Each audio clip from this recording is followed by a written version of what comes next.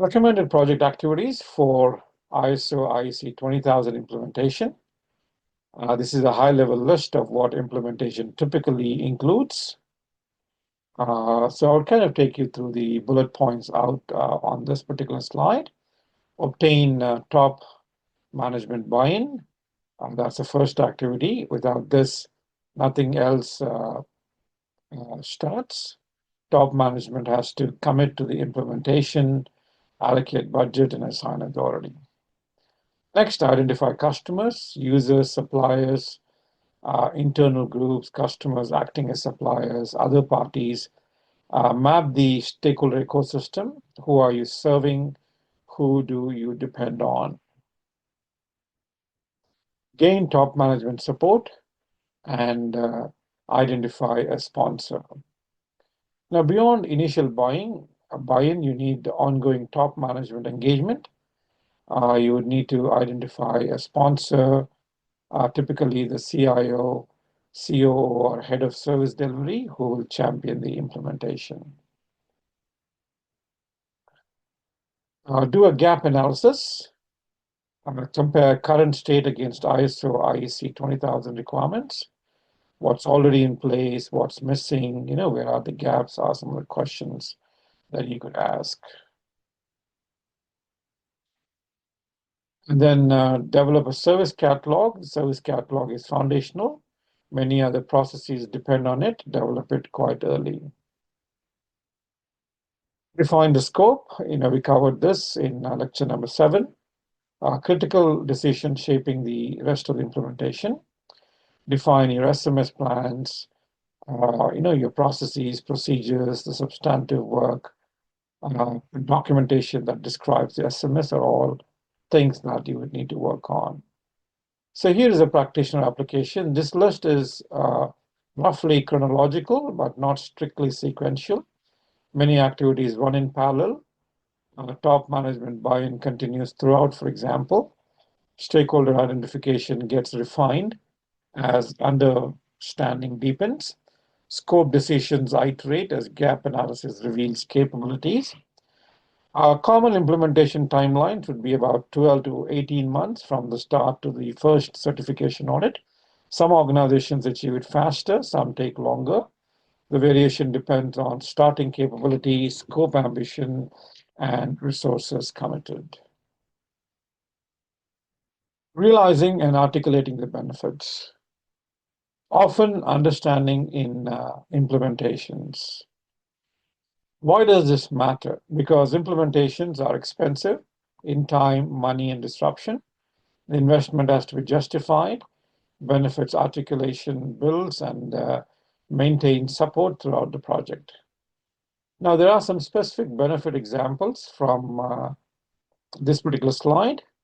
10% reduction in repeat calls to the service desk. This is a concrete operational benefit. It's measurable. It's attributable to better processes. IT, one less support staff. Basically, cost saving made specific. It's not abstract. Efficiency improvement. It's a very specific headcount reduction. In terms of business, increased productivity. The customer side benefit. Quantified if possible, hours saved, transactions processed, revenue per employee are some useful metrics. The second one on the side is efficient and effective service delivery. This is the umbrella benefit. A practitioner application is benefits articulation is part of the practitioner role specifically. And a pre-implementation business case is one area to look into. Quantified expected benefits to justify investment. Often the practitioner contributes to this. During implementation, the practitioner would be involved in interim benefits reporting, demonstrating progress against expected benefits and maintain support and momentum.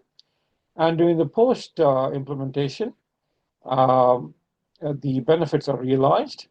Measuring actual outcomes against expected and honest reporting is an important aspect of post-implementation. Now into the structured framework, 6 questions an implementation should answer. Question number 1 is, what is the vision?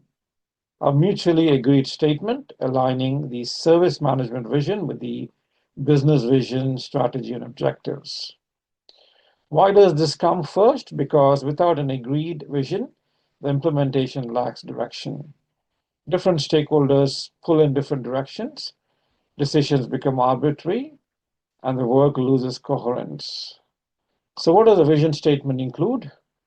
Usually some combination of what kind of service organization we want to be, what value we deliver to customers, what role we play in the wider business, what success looks like in 3 to 5 years, are some of the elements that would go into a vision statement. It should be mutually be agreed, not imposed by IT leadership, not dictated by external consultants, agreed across stakeholders, and the agreement matters because it underpins commitment. It should be aligned with business vision and strategy. Service management is not a standalone exercise. It supports business outcomes. The vision must be visibly connected to where the business is going. Identify stakeholders, sponsors, customers, users, partners, etc. That kind of addresses the question, who needs to be part of the vision conversation? Map them, engage them, and build the agreement. So here is a practitioner application. Vision work is often the first deliverable in an engagement. A vision workshop brings together top management, key customers, and major partners, and it produces an agreed statement. The statement is usually short, typically a paragraph or 2, but the work to produce it is quite substantial.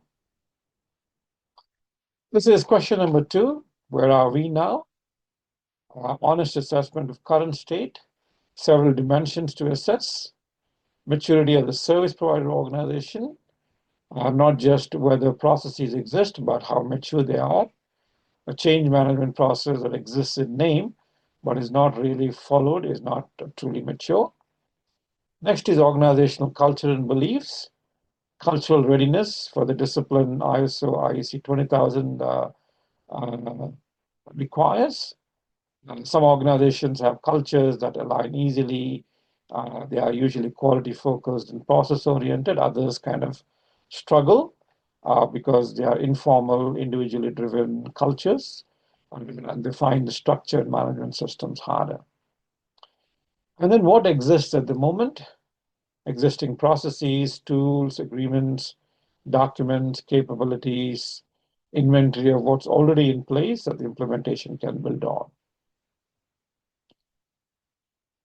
Methods for assessment could be internal reviews, staff self-assessment of capabilities. It could be external benchmarking, where you compare against industry peers, and stakeholder assessments, including customers, suppliers, partners, describing their experience.